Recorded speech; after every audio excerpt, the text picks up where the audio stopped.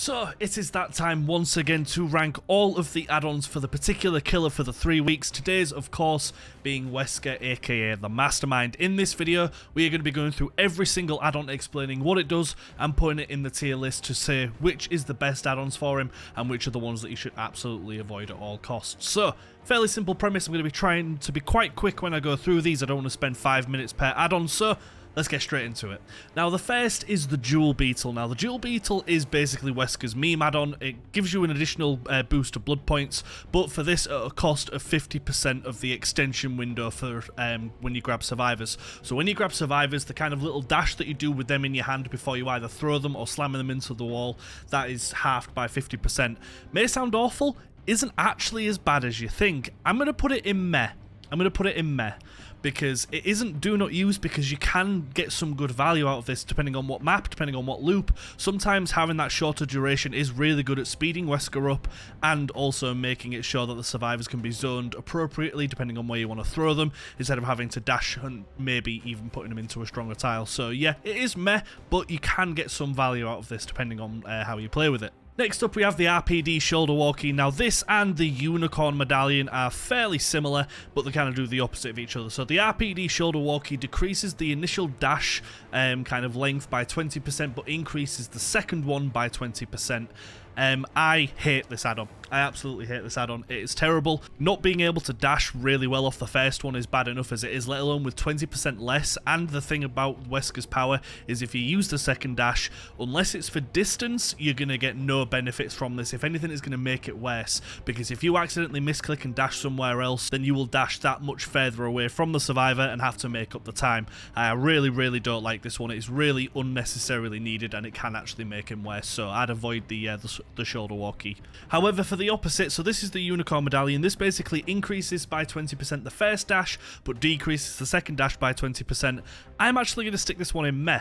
Now, you may think that, you know, it's a bit hypocritical, that. However, the thing is, the first dash is quite small and the second one is fairly large. So if you can kind of middle that out, you're actually able to take on some tiles much easier. Shack can be really good when you've got the Unicorn Medallion, as your first dash will now more or less go from side to side. So normally you'd have to dash down the side. You wouldn't quite make it, but this you would. You're able to turn the corner, and I have caught off survivors very unaware with this add-on.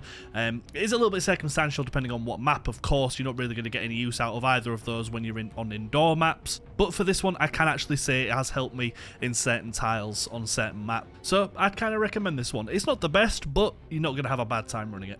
And finally, for the brown add-ons, we have the Ouroboros Tendrils. What this one does increases your movement speed by 5% when you are charging your power. For that reason, simply straight into the good. Not only does it always work, which is something that I very much like from my add-ons, it passively will always do its thing and buff Wesker in that accord, but that extra 5% can actually be quite impressive when you're charging your power. It's like the Demogorgon. One of his old add-ons used to be an add-on that kind of increased your movement speed whilst you were shredding. It wasn't by much, but it honestly changed the way he plays. This one doesn't really change the way Wesker plays, but it can really help whilst chasing survivors around loops and stronger tiles. They can be taken off guard by this a little. So yeah, Ouroboros Tendrils are good, easily. Next up, we have the Bullhorn, which makes it so that when survivors use the first aid spray, they will become oblivious for 30 seconds. This is good. This is very good. I really enjoy the Bullhorn on him, because 30 seconds is quite a lot, and considering that you will always know which direction the survivor's in, you are able to go and pressure them accordingly. I've had much value from this. I can't say that it's amazing, because again, it is quite dependent on what you're doing, if you're chasing at the time, if you're hooking, if you're pressuring gens, depending on what map you're on. So there are some stuff that kind of knocks it down a little bit, but I get value from this more or less every single time that I run it. I'll catch a survivor unaware. I've even got a couple of gen grabs off of this one from survivors who didn't really expect me to come and follow up with the chase. So I quite like the Bullhorn, and especially with a stealth build.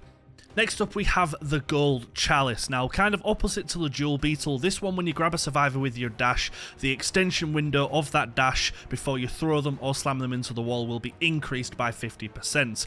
And honestly, again, I think this is quite good. There are some stuff knocking it back. Again, indoor maps kind of make this completely irrelevant. because on indoor maps you're more or less going to be hitting something every single time. However, with the extra 50%, you are able to really pressure survivors away from tiles if you use it correctly.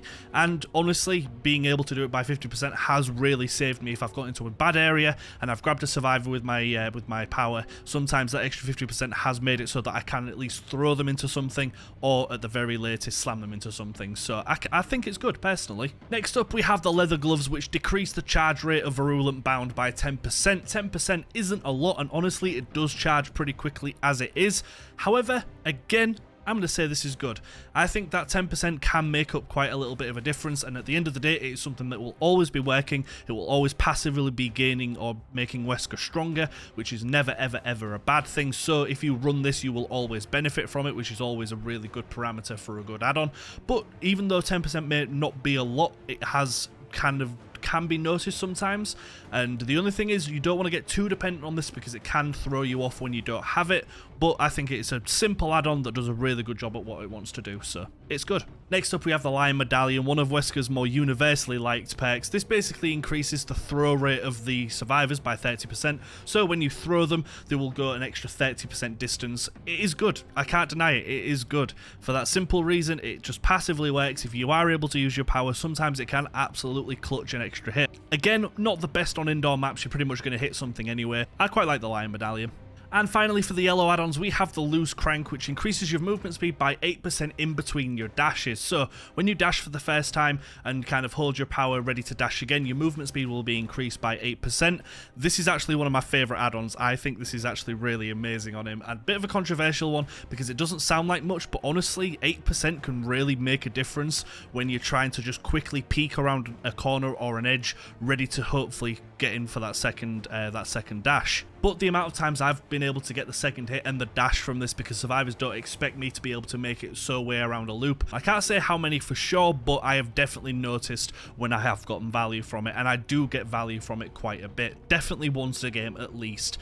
So I think the crank is amazing. I really, really do. Next up we have the egg, which is also gold. Now this basically increases the duration of the kind of timer for your second dash by 50%. So when you're holding your dash after using it for the first time, you'll be able to hold it for 50% longer. This I'm going to put in good, because sometimes you don't actually want to use the second dash. Many times I've been chasing survivors and they've gone to a loop where it's like, I realise I can't use my second dash, so instead of wasting it, I'll just let the timer decay. But this kind of makes that a little bit tricky, gives the survivors a little bit of extra distance, a little bit of extra time to get to the strongest part of the tile, or an entire new tile depending on where it is. And I think you can get value from it, but it is quite map dependent and it is quite survivor tile dependent, so I can't say it's the best.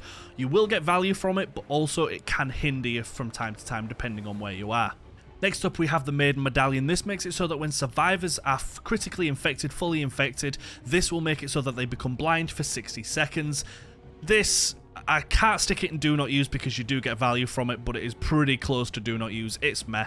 Blindness does nothing, and at the end of the day, survivors will very, very rarely let themselves get critically infected. Something that I've noticed with Weskers is that they love to really kind of get rid of the infection as soon as possible. So the few times that actually this does get value, it doesn't add anything. Survivors don't really get that much problems from being blinded, and even if they do, all they have to do is use the first aid spray, wait 60 seconds, and then it's done. So yeah, I really want to put it in do not use, but the fact that it still does something and it doesn't hinder him, I have to stick it in meh, but only just. Next up we have the Portable Safe. The Portable Safe makes it so that when you hit a survivor with Virulent Bound with your power, they will be afflicted with hemorrhage until they are next fully healed. This one I'm going to put in meh. It sounds good, but honestly it just doesn't do too much.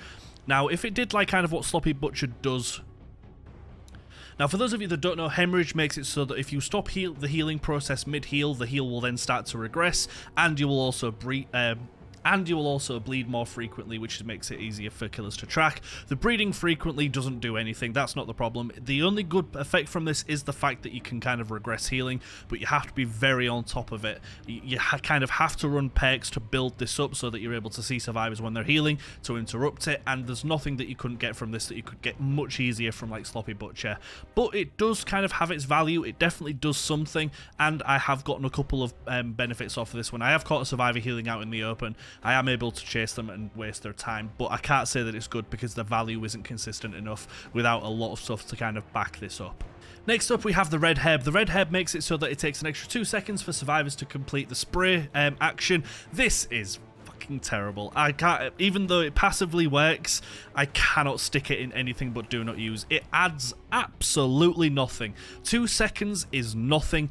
I've never gotten value from this, and I've never ever even noticed, like, oh, kind of, oh, that person took an extra couple of seconds to get, like, that doesn't happen. 2 seconds is nothing. 9 times out of 10 you're going to be too far away, and all you're going to do is get the Killer Instinct logo that somebody sprayed. It, just don't use it. There's no point. It adds nothing.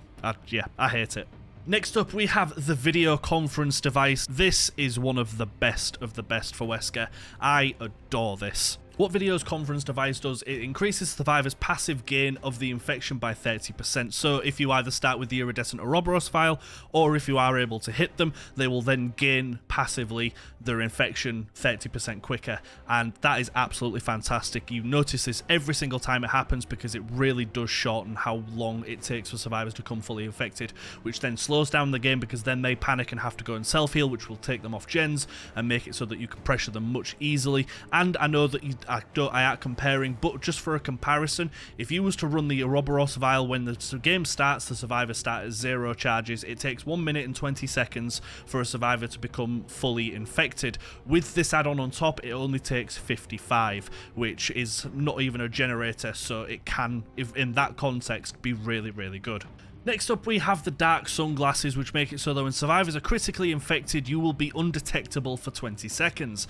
Now, very similar to the Maiden medallion, I really wish I could put this one higher because when it works, it does work, but 9 times out of 10, survivors will absolutely have themselves cleansed of the infection before they get critically infected, so you can't get as much value from this as you once think. When it works, and it really does, but it doesn't work anywhere near consistently enough for me to put anything higher than meh, unfortunately. I think I'm going to put it to the top end of meh. I think I'll be generous. I really want to put this higher, and I wish that the effects were a little bit better. However, there it goes. Next up, we have the green herb. Now, this one makes it so that when you grab survivors with virulent bound, you increase the infection that you give them at the time by 30%. So normally when you grab a survivor, they'll have a big chunk of their infection rate kind of already pre-done. This will increase that by 30%. And even though that sounds amazing, I'm going to stick it in good. I'm going to stick it at the top end of good, because sometimes I don't really notice any difference from this, and again, survivors will be very much on top of it. And a lot of the time as well, when you're hitting survivors with your virulent bound, you're not really going to leave them, which means that even though their infection will gain slightly from that initial hit, normally you'll be chasing and downing them anyway, which won't give you too much value. But if you adopt maybe more of a hit and run play style, or try and get as much infection as you can manually at the start, you can get some value out of this and keep them off their gens. So I'm going to say it's good, but definitely nothing stronger than that. Next up, we have the helicopter stick. The helicopter sticks makes it so that when survivors use the first aid spray, they will have their auras revealed for 8 seconds. I'm going to stick this in meh, unfortunately. It, again, does sound really good on paper, but the fact that it's a purple and it just does not do enough. Because the thing is, when survivors use the first aid sprays, you will see them through Killer Instinct alone. Admittedly, not long and only for like the particular location, so this can be okay for knowing which direction survivors run to afterwards, to know where maybe to pressure next, or if you're out of a chase. However, again, just nowhere near consistent enough for me able to put it higher than meh. I have to run super specific builds to really get value from this that are balanced with other perks and add-ons, and it just doesn't do enough on its own that I don't already get enough information from it. So I have to put it in meh, unfortunately. Next up, we have the Ouroboros vial. Now, this makes it so that when survivors are critically infected, they will have their auras revealed for 4 seconds. This is, again, meh at the very best, I'm sorry. Now, again, it will always passively work, so I have to put it in meh, but the thing is, 4 seconds can be good. However, it isn't enough for you to know which direction the survivors may go in. They could have a complete change of pace, and very, very rarely they will let themselves get critically infected, so it just doesn't do enough. If it was for 10 seconds or 15 seconds, then it would be really good, because then you can at least know exactly where survivors are. The problem is, even though you have the aura, you're not going to drop a chase because of this, you're not going to drop pressure in gens because of this. The only value you'll get from this is when you're out of a chase looking for somewhere to go, and 9 times out of 10 survivors won't even let you get critically infected anyway, so it's meh, I hate it. Now finally for the iridescents, the first one that we have is the iridescent Ouroboros vial. Now this makes it so at the start of the trial everyone is pre-infected with Ouroboros, and when they get fully critically infected they will be exposed for 30 seconds.